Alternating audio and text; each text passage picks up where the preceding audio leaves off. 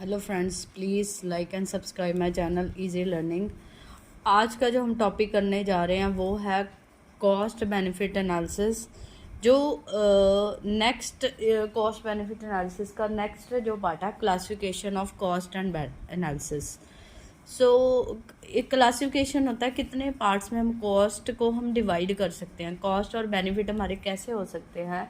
तो सबसे पहले जो हमारे पास कॉस्ट आती है टेंजिबल कॉस्ट होती है और इनटेंजिबल कॉस्ट। टेंजिबल कॉस्ट वो होती है जिसको हम मेजर कर सकते हैं, जिसको हम आइडेंटिफाई कर सकते हैं, जिसको हम काउंट कर सकते हैं। वो जो कॉस्ट होती है वो हमारी टेंजिबल कॉस्ट होती है। सो टेंजिबल कॉस्ट की हम एग्जांपल ले सकते हैं, जैसे हार्डवेयर की कॉस्ट, सॉफ्टवेयर की कॉस्ट, सैलरी कितनी देनी है जिसको हम काउंट कर पा रहे हैं, मेजरेबल है जो चीज़ हमारी। सैलरी भी काउंट कर सकते हैं, 10 एम्प्लॉय रखे हैं तो उनको कितनी सैलरी देनी है वो हम काउंट कर सकते हैं। 10,000 के हिसाब से 10 बंदों को सैलरी देनी है तो 1,00,000 सैलरी देनी है। ठीक है, हार्डवेयर लेना है तो 5,000 का लेना है या 10,000 का। कहने का मतलब जो चीज़ हम गिन पाते हैं उसको बोलते हैं टेंजिबल कॉस्ट। ठीक है, सो जो कॉस्ट हम गिन नहीं पाते, जिनको हम मेजर नहीं कर पाते, वो कॉस्ट हमारी इनटेंजिबल कॉस्ट होती है। जैसे इनटेंजिबल कॉस्ट की बेस्ट एग्जांपल आती है morale of the employee. Morale of the employee मतलब किसी भी इंसान का अगर मोटिवेशन कम है, उसका मन नहीं है काम करने का, वो काम नहीं करेगा, 2-3 दिन काम नहीं करेगा, लो फील करेगा। तो हम मतलब हम मोरल नहीं, हमके एक किसी पर्सन का अगर काम करने को मन नहीं है, उसको अच्छा नहीं लग रहा, तो हम नहीं बता सकते वो कितने दिन काम नहीं कर पाएगा, तो उसको हम काउंट नहीं कर पाएंगे। चाहे उसका मूड 1 दिन में ठीक हो जाए, उसका मोरल 2 दिन में ठीक हो जाए। सो अब कोई ब्रेक डाउन हो गया, कोई लाइट ख़राब हो गई है, तो हम काउंट नहीं ना कर सकते कि लाइट घंटे में आ जाए या 5 घंटे में आए या 3 घंटे में आए। जो चीज़ें हम काउंट नहीं कर पाते, मेजर नहीं कर पाते, उन कॉस्ट को हम इनटेंजिबल कॉस्ट कहते हैं।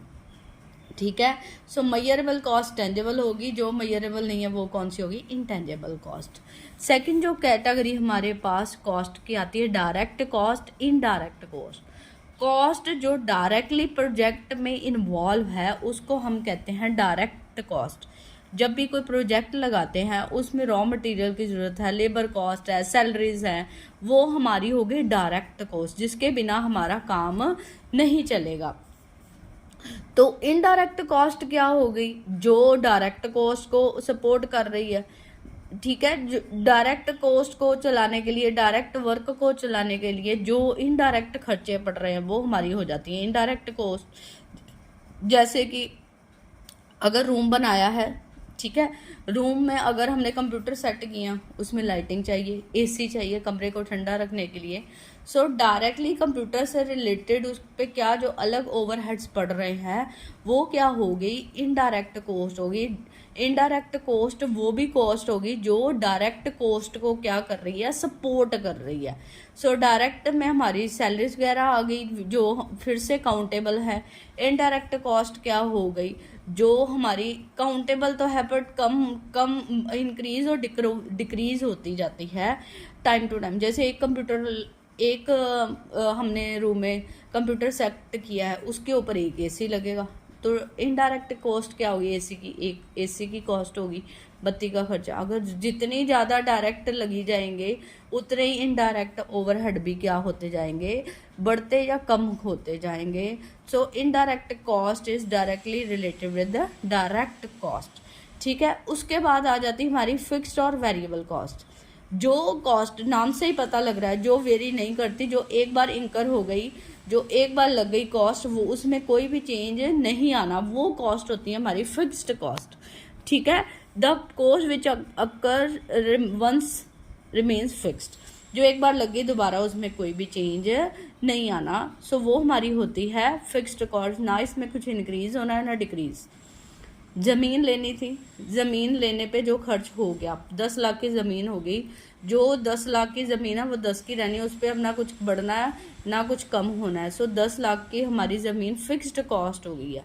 ठीक है, ये हमने कंप्यूटर बाय करना था, कंप्यूटर को बाय करने की जो भी 10,000 या 20,000 कॉस्ट हो गई, जो फर्स्ट वन टाइम कॉस्ट है, जो टोटल कॉस्ट है उसको हम कहेंगे फिक्स्ड कॉस्ट। उसमें अब कुछ कम हो ज़्यादा वो नहीं होता, इसमें इंक्रीज डिक्रीज नहीं होता, वो वन टाइम कॉस्ट होती है। वेरिएबल कॉस्ट जो क्या करती रहती है, वेरी होती रहती है, जो कम होती रहती है और बढ़ती रहती है टाइम टू टाइम, जिसमें फ्लक्चुएशंस आती रहती हैं टाइम टू टाइम, वो हमारी कॉस्ट क्या होती है, वेरिएबल।